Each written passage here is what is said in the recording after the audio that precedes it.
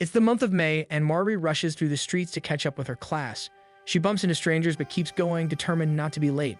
Along the way, she notices a human-like figure with the face and body of a dog. They are called beast folk. Lately, she has been seeing more of them, but with time running out, she focuses on getting to school first. At Yatsunoa High School, the instructor is already making announcements. He informs the class about the arrival of special status students, referring to the beast folk. He briefly explains their origin, stating that they are actually products of a failed experiment from years ago, making them a rare species.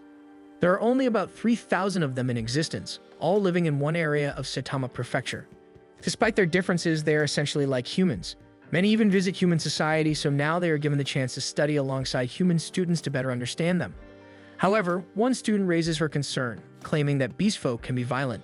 The class also grows uneasy at this, but the instructor reassures them that only those who have passed strict government screening procedures are allowed to study with humans. Meanwhile, Marvi arrives at the school gates, but they are already closed. She quickly looks for another way in and spots a boy wearing the same school uniform. She learns that he got lost, which caused him to arrive late as well. To his surprise, Marvi throws her bag over the fence and begins to climb. She encourages him to follow her, offering her hand. Only then does she realize she is actually talking to a beast person. For a brief moment, she is startled, but before she can react further, he takes her hand and proceeds to jump on top of the fence as well. Tsunagu jumps down first while Mari is still processing what just happened, unable to believe she actually spoke to and held a beast person's hand. She recalls the coldness of his hand, but before she can think further, Tsunagu calls out to her from below. Startled, she leaps off the fence and he catches her just in time. Without saying anything else, Tsunagu immediately walks away. When Mari finally reaches class, her friends greet her cheerfully. Thankfully, homeroom isn't over yet. However, she can't focus on anything, as her mind is still replaying the encounter with Tsunagu. She only snaps back to reality when the instructor enters the room again, but this time he is with Tsunagu. It turns out Tsunagu is the special status student the instructor mentioned earlier. He will be joining their class from now on. As he introduces himself, the room fills with whispers of unease. By coincidence, he is also assigned the seat right next to Mari, who remains frozen in shock. As Tsunagu sits down, he tries to greet Mari, while the instructor reminds the class to treat him with respect before continuing with the lesson. Mari, however, can't help but notice how massive Tsunagu is beside her. His broad frame blocks her view of the window completely. Throughout the day, the class still can't stop talking about him. Because of this, Mari grows increasingly annoyed. Even the students from other classes crowd outside their classroom just to catch a glimpse of Tsunagu. She tries to act indifferent, but the noise is distracting her. Then she suddenly remembers that she hasn't thanked him yet for catching her earlier. Just as she's about to speak, a classmate starts pestering Tsunagu, asking absurd questions about the nature of beast folk. The situation grows uncomfortable, so Yukihiro steps in to stop the behavior, even scolding him for being insensitive. They quickly apologize, and to everyone's surprise, Tsunagu stays calm. He even answers some of the earlier questions with patience. Because of this, Yukihiro immediately snaps at him, scolding him for being so casual and not showing any anger. Yukihiro then formally introduces himself, but Tsunagu only gives a brief reply. As their conversation continues, Mari completely loses the chance to thank him, so she turns away and heads over to her friends who have been calling her. As the day goes on, Mari notices Tsunagu's quiet nature, which only makes her more curious about him. On her way home, she reflects on how normal and repetitive her life has always been, following the same routine day after day, until Tsunagu's arrival suddenly changed the view from her window. Lost in thought, she happens to spot him on the road. A group of guys is standing in front of him, blocking his way. They mock him openly, refusing to let him pass. Though he clearly just wants to go home, their relentless teasing continues. Instead of reacting violently as they expect, Tsunagu calmly steps onto the bridge railing and walks along it to get past them. But just as he's about to step off the railing, Mari accidentally blocks his path. Startled, he loses his balance and tumbles into the river below. The guys panic and flee the scene. Mari runs down toward the riverbank, blaming herself for Tsunagu's fall. Minutes pass and she still doesn't see him resurface, so she assumes beast folk can't swim. Without hesitation, she throws off her backpack and dives into the water to save him. But before she even reaches him, Tsunagu manages to climb out on his own. Once on land, Tsunagu realizes Marvi jumped in to rescue him, thinking his fall was her fault. He isn't upset, but he is clearly more concerned about her risking her life for him. As they talk, Marvi finally gets the chance to thank him for catching her earlier that day. To her surprise, Tsunagu's tail begins to wag uncontrollably like a dog. He admits he isn't used to receiving gratitude from humans, so he becomes flustered. When asked about the earlier incident, Tsunagu explains that he tries to stay composed when people mock him because if he loses control, they'll only see him as a monster. He doesn't want that, so he chooses patience. Just as he finishes and is about to leave, he suddenly sneezes in front of Mari. With this, Mari brings Tsunagu home with her and explains the situation to her mother. At first, her mom feels uneasy about having a beast person in the house, but she eventually agrees to accommodate him. As they enter, Mari and her mom quietly discuss Tsunagu. However, their concerns ease when they see him innocently playing with their pet dog.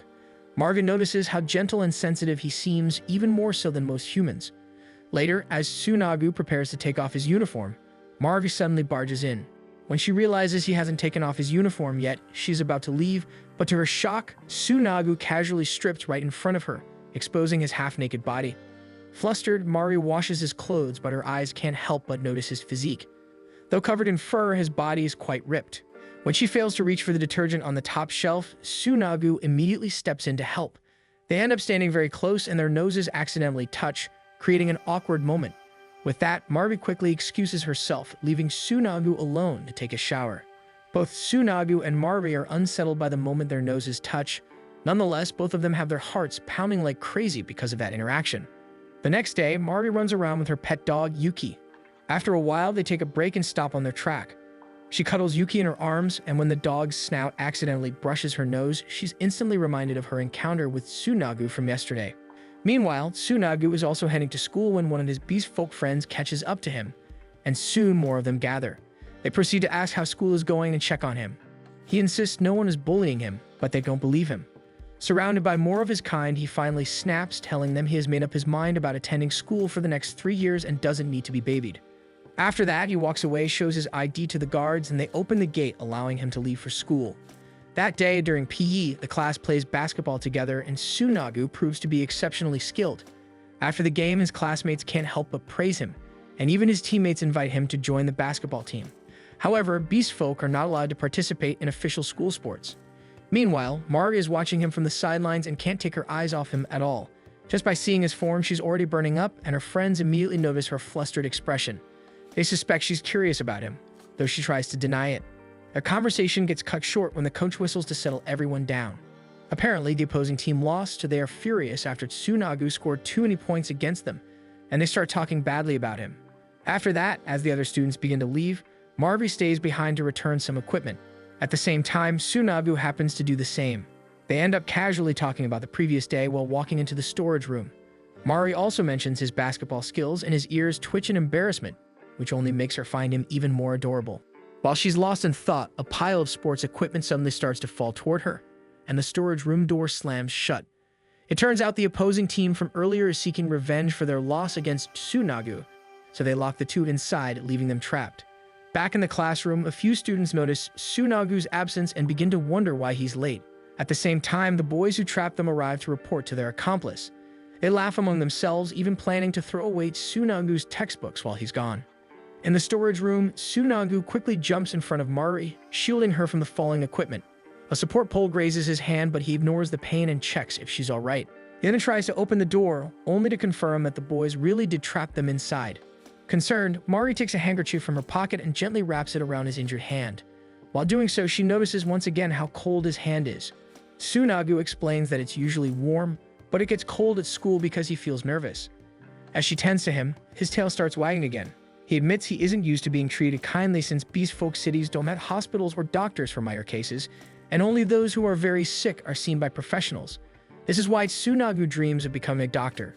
Yet, when he finally gets the chance to study, humans tend to bully him despite him doing nothing wrong. At this point, Mari feels pity for Tsunagu, so she gently holds his hand. She truly wants to help him. She explains that if he's always anxious, it might affect his studies, so she offers to help, even if it's just by keeping his hands warm. She wants to do this because she considers him her friend. But the moment she says it, she hurriedly tries to make excuses, but in her fluster, she steps on the pole and slips. Fortunately, Tsunagu reacts quickly and catches her. Now they're suddenly very close, and Mari can feel his fur against her skin. Hearing Mari call him a friend deeply touches Tsunagu. Mari tries to hold his hand once again, but now it's not as cold. Then something seems to get into Tsunagu. He starts sniffing around Mari, recognizing the sweet scent he also smelled from earlier. He comes closer and starts growling because of this. Then he starts sniffing her neck until Mari is completely slumped onto the floor.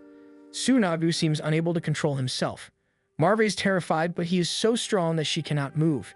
His growling also intensifies, so she braces herself, afraid he will eat her alive.